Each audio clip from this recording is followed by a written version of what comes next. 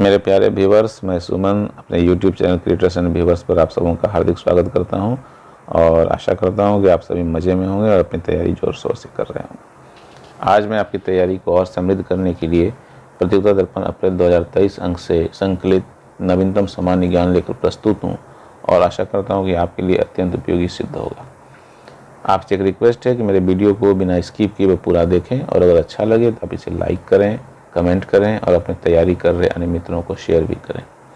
और अगर आप पहली बार मेरे चैनल पर आए हैं तो प्लीज़ इसे सब्सक्राइब कर नोटिफिकेशन बेल को भी ऑन कर लें ताकि जो भी वीडियो मैं अपलोड करूं आप तक आसानी से पहुंच सके। मेरा एक रिक्वेस्ट आपसे और है कि जब मेरे वीडियो को पूरा देख लें, इसके बाद आप एक बार नवीनतम सामान्य ज्ञान जो प्रतियोगिता दर्पण में है और उसका आप एक ऑफलाइन रिव्यू करें और इससे फ़ायदा ये होगा कि आपको नवीनतम सामान्य ज्ञान से संबंधित सारे तथ्य हैं वो अच्छे तरह से आत्मसात हो जाएंगे। और यहाँ ये उल्लेखनीय है कि मैं प्रतियोगिता दर्पण पत्रिका अप्रैल 2023 अंक से संकलित नवीनतम सामान्य ज्ञान आप तक पहुँचा रहा हूँ और इसके लिए मैं प्रतियोगिता दर्पण पत्रिका, उनकी पूरी टीम का, उनके पूरे सिस्टम का अनेक आभार व्यक्त करता हूँ। तो चलिए शुरू करते हैं मित्रों नवीनतम सामान्य ज्ञान शब्द संक्षेप से, एब्रिविएशन से। शब्द संक्षेप में जो मेरा आज का जो ये है संक्षेपण वो है SSLV। इसका फुल फॉर्म होता है स्मॉल सैटेलाइट लॉन्च व्हीकल। इसकी व्याख्या की जाए तो यह भारतीय अंतरिक्ष अनुसंधान संगठन इसरो के द्वारा विकसित नया प्रक्षेपण यान है जिसका विकास छोटे कम वजन के उपग्रहों को अंतरिक्ष में निचली कक्षा में स्थापित करने के लिए किया गया है। छोटे उपग्रहों के प्रक्षेपण के अंतर्राष्ट्रीय बाजार में अपनी पैठ बनाने के लिए इस प्रक्षेपण यान को विकसित किया गया है। इस प्रक्षेपण यान के जरिए ऐसे उपग्रहों को कम लागत पर ही प्रक्षेपित किया जा सकेगा। आगे बढ़ते हैं अपॉइंटमेंट्स की ओर। नियुक्तियां। सर्वोच्च न्यायालय में 7 नए न्यायाधीशों की नियुक्ति। सर्वोच्च न्यायालय में कॉलेजियम की संस्तुति पर राष्ट्रपति श्रीमती द्रौपदी मुर्मू ने सर्वोच्च न्यायालय में 7 न्यायाधीशों की नियुक्ति फरवरी 2023 में की है। इनमें 5 न्यायाधीशों की नियुक्ति के लिए 4 फरवरी को और 2 अन्य न्यायाधीशों की नियुक्ति के लिए 11 फरवरी को नियुक्ति पत्र राष्ट्रपति भवन से जारी किए गए। मुख्य न्यायाधीश न्यायमूर्ति DY चंद्रचूड़ ने इन्हें इनके पद एवं गोपनीयता की शपथ क्रमशः 6 फरवरी और 13 फरवरी को ग्रहण कराई। इससे सर्वोच्च न्यायालय में न्यायाधीशों की कुल संख्या अब 34 मुख्य न्यायाधीश सहित हो गई है तथा अब एक भी पद वहां रिक्त नहीं है। संविधान ये हमें बताता है कि सर्वोच्च न्यायालय में न्यायाधीशों की कुल संख्या मुख्य न्यायाधीश सहित 34 हो सकती है। उपर्युक्त न्यायाधीशों की नियुक्ति से सर्वोच्च न्यायालय में न्यायाधीशों के सभी 34 पद यद्यपि फरवरी 2023 में भर गए हैं। इस न्यायालय के 7 न्यायाधीशों की सेवानिवृत्ति 2023 के दौरान ही होनी है। इनमें से 2 न्यायाधीश मई 2023 में, 3 जून 2023 में, 1 जुलाई 2023 में तथा 1 न्यायाधीश दिसंबर 2023 में सेवानिवृत्त होंगे। आगे बढ़ते हैं। सत्यनारायण राजू केनरा बैंक के नए प्रबंध निदेशक बनाए गए। Lieutenant general MV Suchindra Kumar थल सेना के नए उप प्रमुख बनाए गए। आयुष्मान खुराना यूनिसेफ इंडिया के राष्ट्रीय राजदूत बनाए गए। संयुक्त राष्ट्र बाल कोष ने युवा सिने अभिनेता आयुष्मान खुराना को भारत में अपना राष्ट्रीय सद्भावना दूत नेशनल एम्बेसडर नियुक्त करने की घोषणा नई दिल्ली में एक समारोह में 20 फरवरी 2023 को की। विक्रम देव दत्त DGCA के नए महानिदेशक बनाए गए।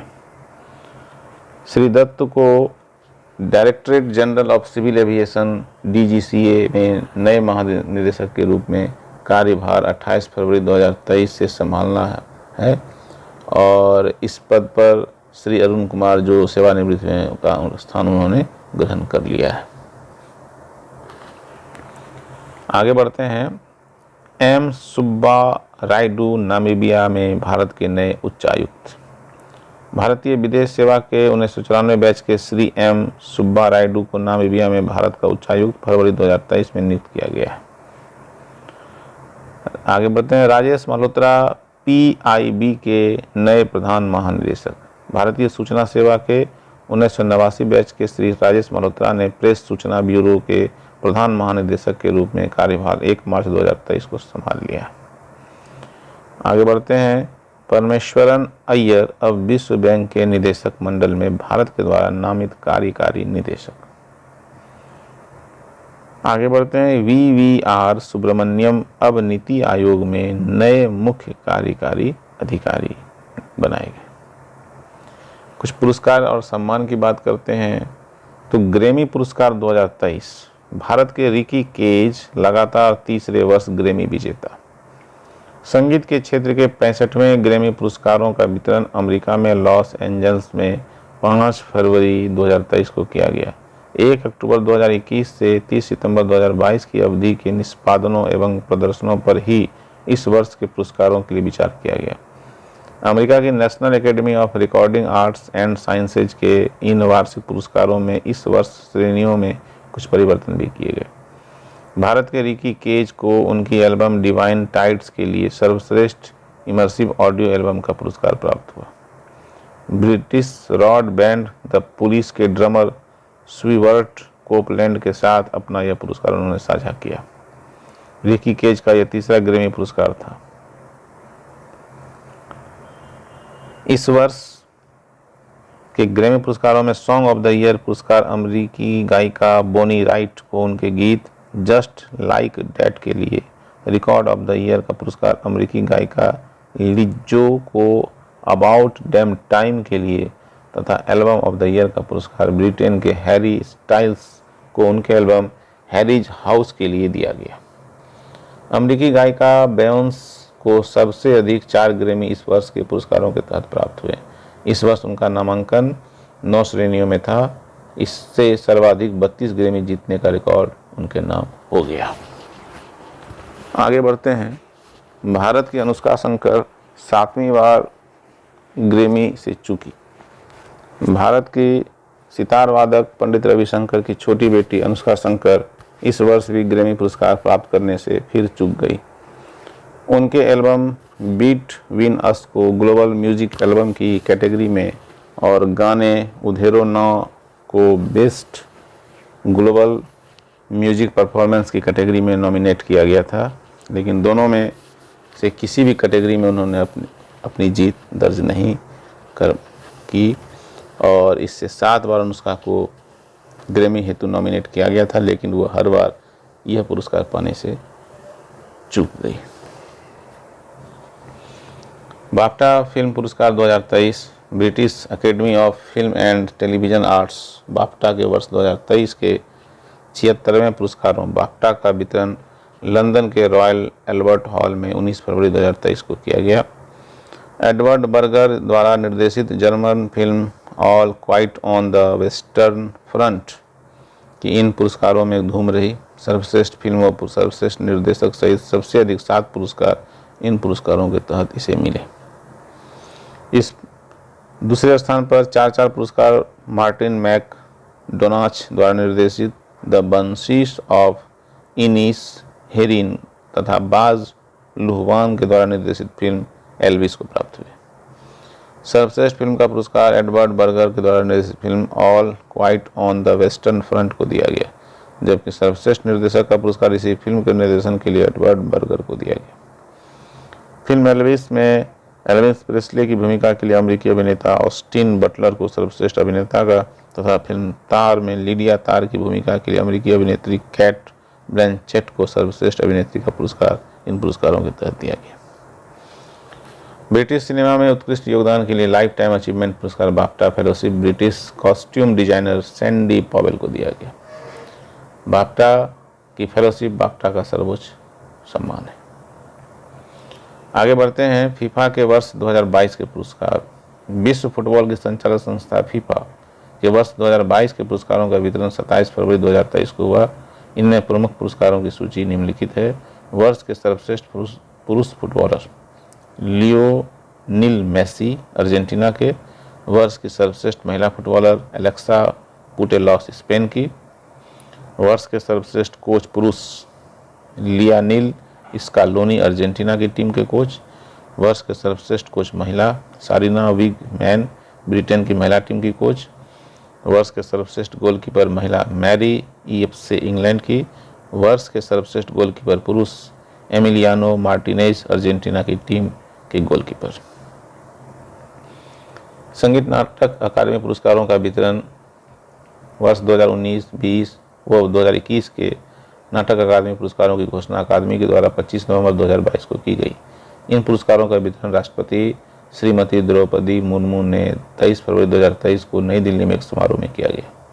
इन पुरस्कारों की सूची प्रतिज्ञापन के जनवरी 2023 अंक में प्रकाशित की गई थी और 23 फरवरी 2023 को वितरित पुरस्कारों में अकादमी का जो सर्वोच्च सम्मान फेलोशिप अकादमी रत्न निम्नलिखित 10 कलाकारों को प्रदान की गई।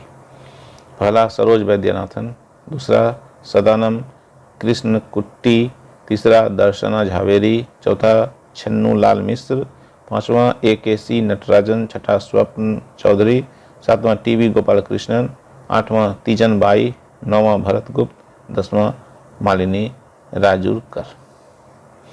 संगीत नाटक अकादमी पुरस्कार के तहत दी जाने वाली पुरस्कार राशि जहां रुपया 1 लाख अकादमी फेलो को 3-3 लाख रुपये की राशि प्रदान की जाती है। किसी भी समय अकादमी के फेलोज की कुल संख्या अधिकतम 40 हो सकती है। आगे बढ़ते हैं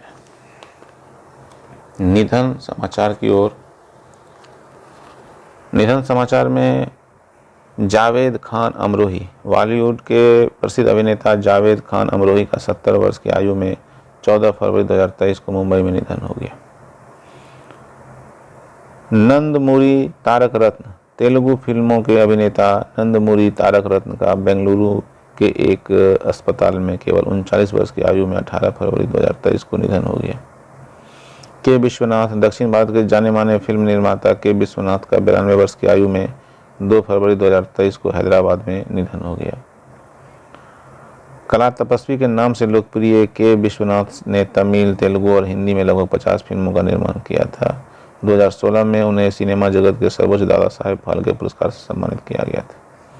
परवेज मुशर्रफ, पाकिस्तान के पूर्व सैन्य तानाशाह व पूर्व राष्ट्रपति परवेज मुशर्रफ का 79 वर्ष की आयु में 5 फरवरी 2023 को दुबई में निधन हो गया।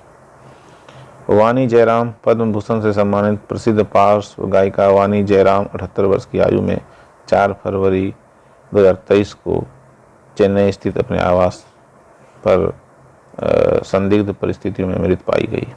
हिंदी, तमिल, तेलुगु, कन्नड़, मलयालम व ओडिशा सहित विभिन्न भाषाओं में 10,000 से अधिक गीत उन्होंने गाए थे। उन्हें इसी वर्ष 2023 में गणतंत्र दिवस की पूर्व संध्या पर पद्म भूषण से सम्मानित करने की घोषणा की गई थी। कुछ जो डेट वाइज इम्पोर्टेंस देखते हैं, वर्ष, दिवस और सप्ताह, ईयर, डेज, वीक। 2 फरवरी वर्ल्ड वैलेंटाइंस डे, 4 फरवरी श्रीलंका का स्वतंत्रता दिवस, 4 फरवरी विश्व कैंसर दिवस भी है, 10 फरवरी नेशनल डिवर्मिंग डे, 10 फरवरी विश्व दाल दिवस, 11 फरवरी विज्ञान के क्षेत्र में महिलाओं व बालिकाओं का अंतर्राष्ट्रीय दिवस, 12 फरवरी राष्ट्रीय उत्पादकता दिवस, 13 फरवरी विश्व रेडियो दिवस, 14 फरवरी वैलेंटाइन दिवस। कन्फ्यूजन नहीं होना, 2 फरवरी वर्ल्ड वैलेंटाइंस डे और 14 फरवरी वैलेंटाइन दिवस। 20 फरवरी संयुक्त राष्ट्र सामाजिक न्याय दिवस, 20 फरवरी अरुणाचल प्रदेश व मिजोरम के स्टेटहुड दिवस, 21 फरवरी अंतर्राष्ट्रीय मातृभाषा दिवस, 24 फरवरी केंद्रीय उत्पाद शुल्क दिवस, 28 फरवरी राष्ट्रीय विज्ञान दिवस। 2023 पौष्टिक अनाजों के लिए अंतर्राष्ट्रीय वर्ष। संयुक्त राष्ट्र संघ ने चालू वर्ष 2023 को पौष्टिक अनाजों के लिए अंतर्राष्ट्रीय वर्ष घोषित किया है। 2023 को यह नाम भारत की पहल पर दिया गया। भारत सरकार ने इन पौष्टिक अनाजों को श्री अन्न नाम बाद में दिया। इनमें शामिल अन्न हैं बाजरा, ज्वार, राजगीरा, रामदाना, कुदकी, कोदो, रागी, चीना व कंगनी। सरकार का मानना है कि यह अनाज न केवल स्वास्थ्यवर्धक है बल्कि इनकी खेती करना किसानों के लिए भी लाभदायक है। यह बंजर भूमि में पैदा किए जा सकते हैं तथा इनकी खेती के लिए उर्वरकों की भी अधिक जरूरत नहीं होगी। कुछ किताबों की बात करें तो विक्ट्री सिटी, लेखक हैं Salman Rushdie, never never writer हैं कॉलिन हूवर एवं टेरिन फिशर। कुछ सम्मेलन की बात करते हैं तो भारतीय चावल कांग्रेस 2023, देश में दूसरी भारतीय चावल कांग्रेस इंडियन राइस कांग्रेस का आयोजन ओडिशा में कटक स्थित राष्ट्रीय चावल अनुसंधान संस्थान में 11 से 14 फरवरी 2023 को हुआ। इसका उद्घाटन राष्ट्रपति श्रीमती द्रौपदी मुर्मू ने 11 फरवरी को किया। महिला सशक्तिकरण पर G20 सम्मेलन। महिला सशक्तिकरण पर G20 देशों का 2 दिवसीय सम्मेलन 11 से 12 फरवरी 2023 को आगरा में संपन्न हुआ। 12वां विश्व हिंदी सम्मेलन। 12वां विश्व हिंदी सम्मेलन 15 से 17 फरवरी 2023 को नाडी, फिजी में संपन्न हुआ। फिजी सरकार के सहयोग से भारतीय विदेश मंत्रालय के द्वारा आयोजित इस सम्मेलन का थीम हिंदी पारंपरिक ज्ञान से कृत्रिम मेधा तक था। कुछ ऑपरेशन अभियान की बात करें तो ऑपरेशन दोस्त तुर्की और सीरिया में फरवरी 2023 के पहले सप्ताह में आए भीषण भूकंपों से हजारों लोगों की मौत हो गई। साथ ही अनेक लोगों की मृत्यु राहत सहायता समय पर न मिल पाने के कारण भी हुई। इस दुखद आपदा के समय राहत कार्यों में हाथ बटाने के लिए भारत ने विशेष टीम वहां 7 फरवरी को ही रवाना की, जिसमें NDRF के सदस्यों के अतिरिक्त सेना, एक वायुसेना और अन्य विभागों के जवान, जिनमें कुछ महिला कर्मी भी शामिल थे। इनके लिए रातों रात पासपोर्ट विदेश विभाग ने तैयार किए तथा वीजा की व्यवस्था की। भारत के इस राहत मिशन को ऑपरेशन दोस्त नाम दिया गया था। भारतीय दल ने 1 सप्ताह से भी अधिक समय तक रहकर राहत को बचाव कार्यों में सहयोग दिया। भारत उज्बेकिस्तान संयुक्त सैन्य अभ्यास दुस्तलिक का 4था संस्करण विदेशी प्रशिक्षण नोड पिथौरागढ़ उत्तराखंड में 20 फरवरी से लेकर 5 मार्च 2023 तक संपन्न हुआ। गुजरात में सागर परिक्रमा का 3रा चरण।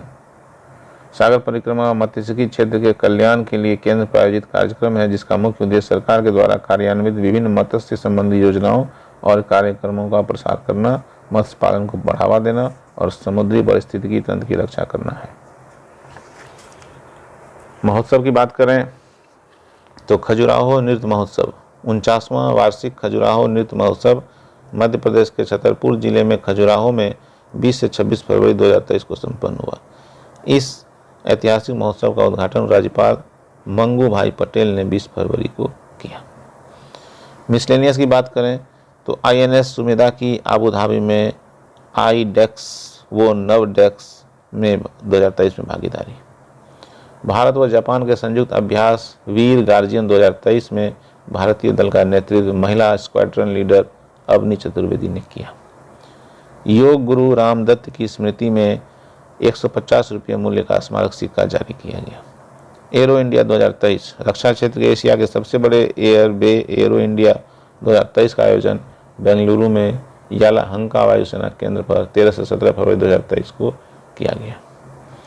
अमृत पैक्स 2023 1 दशक के अंतराल के बाद राष्ट्रीय डाक टिकट संग्रह प्रदर्शनी का आयोजन हुआ।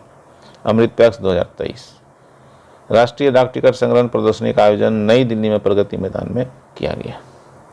तो मित्रों, ये सारे तथ्य थे जो नवीनतम सामान्य ज्ञान से संबंधित थे और ये पत्रिका अप्रैल 2023 अंक से संकलित किया गया और मैं आप तक पहुंचा पाया और इसके लिए मैं पत्रकार पत्रिका का फिर से उनकी पूरी टीम का अनेक आभार व्यक्त करता हूं और आशा करता हूं कि मित्रों आपको ये वीडियो बहुत ही अच्छा लगा होगा और फिर से एक बार कहना चाहता हूं कि अच्छा लगा हो प्लीज़ लाइक करें, कमेंट करें और अपनी तैयारी करें, मित्रों को भी शेयर करें और अगर आप पहली बार मेरे चैनल पर आए हैं तो प्लीज़ सब्सक्राइब करें, बेल नोटिफिकेशन को भी ऑन कर लें। तो मित्रों, फिर मिलते हैं नेक्स्ट वीडियो में नेक्स्ट टॉपिक के साथ। तब तक के लिए व्यस्त रहिए, मस्त रहिए, अपनी पढ़ाई में जुटे रहिए और सफलता की ओर बढ़ते रहिए। सफलता एक न एक दिन अवश्य मिलेगी। इसी शुभकामनाओं के साथ विदा लेता हूँ। बाय।